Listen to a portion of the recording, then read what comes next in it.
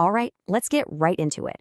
We're about to uncover what might just be the greatest literary heist of all time. You know, for centuries, there's been this beautiful lie that's completely shaped the way we read. We were all taught that books, especially ones about faraway places, were like these perfect, clear windows into other worlds. The thing is, that window was never quite as clear as we thought. So what happens when that window finally shatters? What if you suddenly realize that literature wasn't a window at all, but a crime scene? And the clues? They've been hidden in plain sight this whole time. Okay, Section 1, a crime in the library.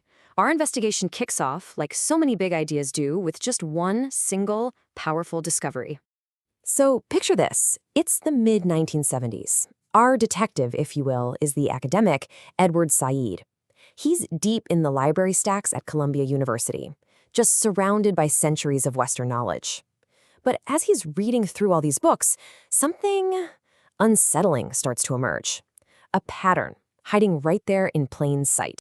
He started noticing that no matter what he picked up, travelogues, serious scholarly works, even the great novels, the story was always the same.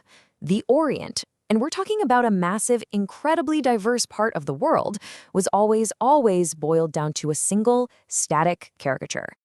Yeah, the contrast was just stark. On one hand, the books always presented the West as rational, modern, and in charge. But the Orient? Well, that was its convenient opposite. Mysterious, decadent, passive.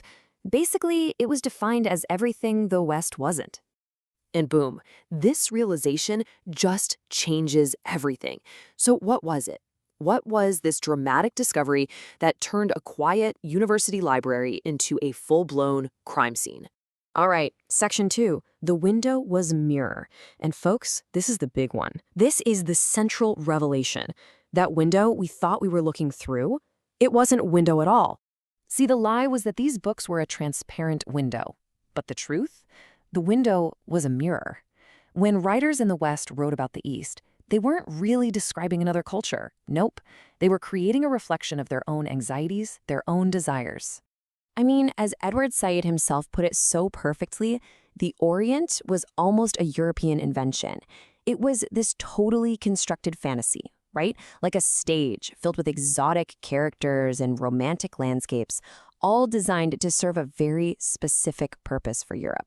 So why? Why invent it? Well, it was created to be a counter-image, an other. Think about it. To define yourself as rational, masculine, and superior, you kind of need an opposite. Something you can point to and say, that is irrational, feminine, and inferior. And that's the role the Orient was made to play. Okay, on to Section 3, the doctor and the patient. Because this mirror thing, it's not just some abstract academic idea. It was a real architecture of power. And Said gave us the perfect analogy to really get our heads around it. Here is the key insight from Said. Representation is power. It's not just passively looking at something. It's about who's holding the camera, who's writing the script, who gets to define what's real. So think of it this way. It's like a doctor and a patient. The West is the doctor. It gets to define what's real. The East, it's the patient, the one being defined. The doctor writes the diagnosis, right? The truth about the patient's condition, or in this case, their culture. The patient just receives that diagnosis. They can only say, but I feel, but it's the doctor who has the ultimate power to look at them and declare, no, you are this. And look, the stakes here were absolutely enormous. This was never just about books. This whole single lens, this manufactured mirror, was used to justify very real things like colonialism and imperialism. It was a tool to strip away the identity of billions of people. Because if you can define an entire culture by a bunch of stereotypes, well, then conquering it suddenly doesn't look like theft. It can be framed as a moral duty. Which brings us to Section 4, evidence in the books. So where are the fingerprints? Where's the proof of this crime?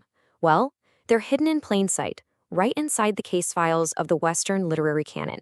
Let's crack open some of these case files. In Heart of Darkness, Africa isn't a real place with its own people and stories. It's just a spooky backdrop for a European guy to have a mental breakdown. What about Edward Lane's translation of Arabian Nights? He took these vibrant, wild stories and basically censored them, adding footnotes to make them fit stuffy Victorian morals.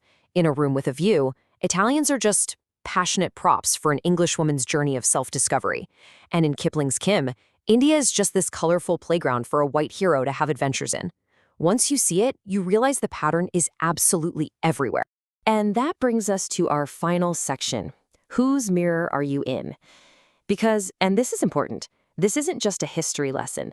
This is really a call to action for how we all see the world, right now, today. The gift Said gives us isn't guilt for loving these classic books. It's clarity. It's like he hands us a new pair of glasses. Suddenly, you can see the scaffolding behind the stories. You can see how they were built.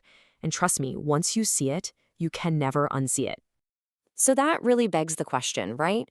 Where do we still see this Orientalist gaze at work in our world today? I mean, just look around.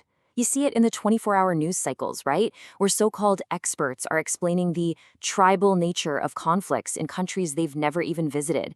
You for sure see it in those white savior movie tropes, where a whole complex culture just becomes a backdrop for some Western protagonists to find themselves. The old habits, they die hard. What Said's work really does is demand that we become active, skeptical readers. It gives us a toolkit, a set of essential questions to ask. And the first one is always this: who is telling this story? And right after that, just as important, who is being silenced? Whose voice, whose perspective are we not getting to hear? Which leaves us with one last question. And this one is for you personally. The next time you pick up a book, watch a movie, or even just scroll through a news report, ask yourself, whose mirror are you looking into right now?